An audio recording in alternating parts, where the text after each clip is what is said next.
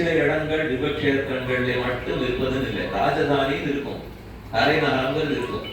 ஆனா அந்த தலைநகரம் மட்டுமே நாடாகி விடாது. தலைநகரம் நாட்டுக்கு தலைநகரமாக தான் இருக்கும். மக்கள் எல்லா இடத்திலையும் தான் வாழ்ந்தாங்க. மேலும் தலைநகரத்துல பயிர் நடக்குமான்னு தெரியாது, தலைநகரத்துல நதி ஓடுமான்னு தெரியாது. அது மற்ற இடத்துலதான் ஓடிட்டு இருக்கும். ஆனா அதை காப்பாத்தினா தான் மக்கள் சாப்பிடவே முடியும்.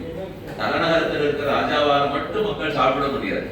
அதனால எல்லா நகரங்களையும் பார்த்து கிராமங்களையும் பார்த்து, அதனாலதான் அப்பப்ப சொல்லச்சே இது நகரம் ராஜதானின்னு சொல்லிட்டு கூடவே கிராமம், நகரமும் நல்லா இருக்கணும், நாடு நல்லா இருக்கணும், நகரமும் நல்லா இருக்கணும்னு சொல்லியா.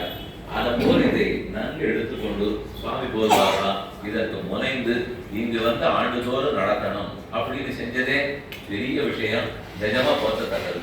அதோட இன்னைக்கு நம்முடைய ரொம்ப அடியனுடைய தகப்பனாருக்கும் ஆப்தர், சிவைட்டோ சம்பிரதாயத்துக்கு ஆப்தர் அப்படி இருக்கு நம்முடைய சிவவை செல்வசுவாமி அவர்களுடைய சப்ததி மகோத்சவம் சேர்த்து நடக்கிறதுங்கிறது அது பழங்கல்வி பாலில் விழுந்தா போலே மேன்மேலும் அந்த சுவாமியுடைய கைங்கரமும் கல்வி பெருகி நூற்றாண்டு அவர் எழுந்துள்ள இருந்து அனந்தாழ்வானுடைய கைங்கரத்தில் ஈடுபட்டிருக்கணும், செல்லப்பிள்ள கைங்கரத்தில் ஈடுபட்டிருக்கணும்னு பிரார்த்தித்துக் கொண்டு அடியன் இது அச்சிந்தித்தமாக வாய்த்தது.